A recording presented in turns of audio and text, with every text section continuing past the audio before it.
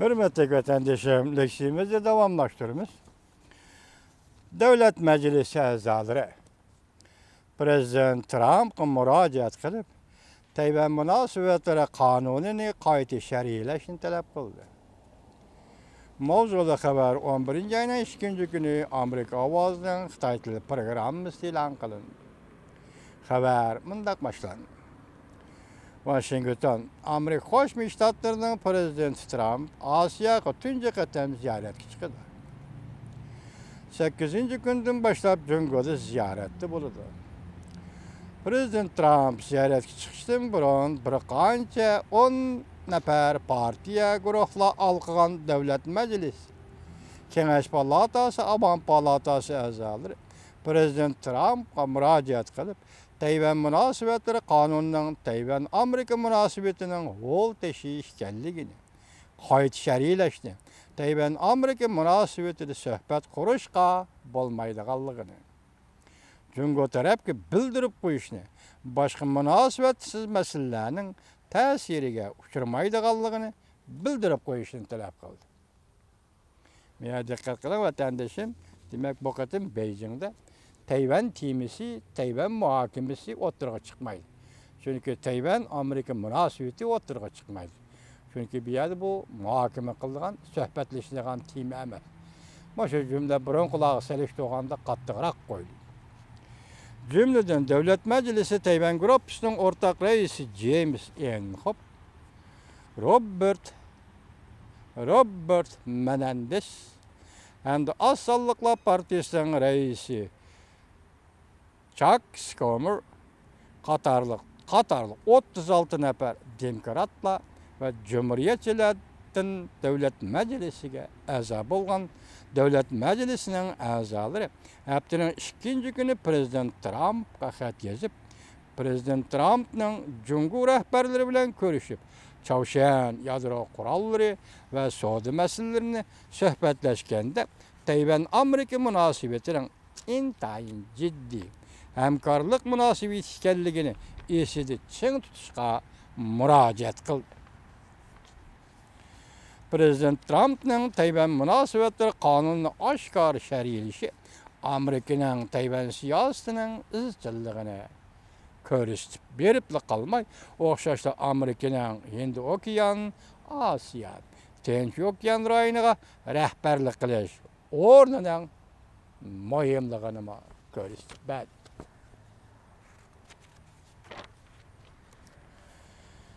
Xatda yana mundaq ko'rsatildi.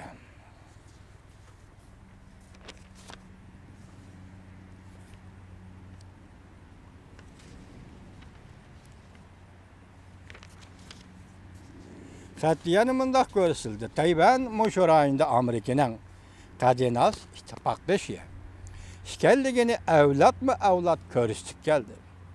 Amerikaning Tayvanni qat'iy qo'llashiga arziydi. Beijing tushunishi kerakki, Amerika bilan Tayvanning mustahkam munosabati to'g'risida suhbat qurishga bo'lmaydi. Tayvan masalasi yana boshqa munosabatsiz masalalarga qo'shimcha qilinmaydi. Prezident Trump'ning Amerika Tayvan bilan munosabatlarni ravon aloqada bo'lish yo'llarini saqlab qoladiganligi Beijing tarafga yetkazib qo'yishni va Beijingning ham Tayvan bilan aloqa yo'llarini saqlab qolishga ilhom berishni umid qilamiz dedi Davlat Majlisining a'zolari. Kengash palata a'zolaridan boshqa haftaning 4-kuni yana Tayvan Gruppasining o'rtaq raisi Grady Conwell, Mario Diaz-Balart, Greg Harpy, Albert Series qatorliq Davlat Majlisi a'zolari birlashib xat yozib, xatida Tayvan masalasi to'g'risida Davlat Majlisi bilan maslahatga haydashlik qildi. 4 nafar Davlat Majlisi a'zosi, 2 nafar demokratlardan, 2 nafar cumhuriyetçilerden Prezident Trump xat yozib, xatida mundaq ko'rsatdi. Tayvan Gruppasining o'rtaq raisi bo'lish sifatimiz bilan Prezident Trump Jungoga ziyoratga berishdan burun shuni ta'kidlaymizki, Amerika Amerika'nın mühim stratejik şeriki.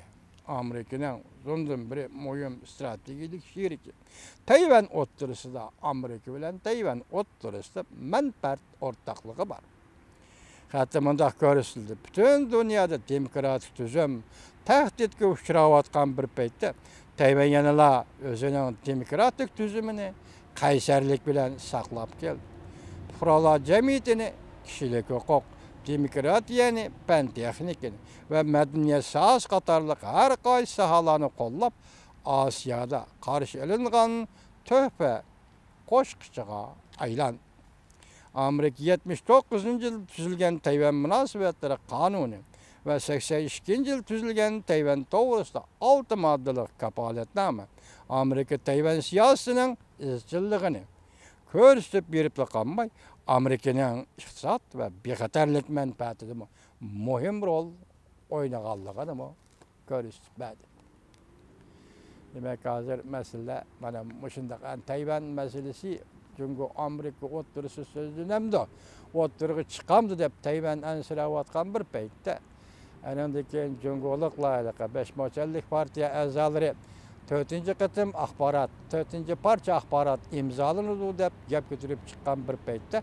Hazır Amerika Devlet Meclisi'nin 36 nefer azası Prezident Trump xat yazıp Amerika Tayvan münasebeti bu kadar söhbeti oturuq koyulmaydı. Söhbetleşidigan muhakeme temisi emas.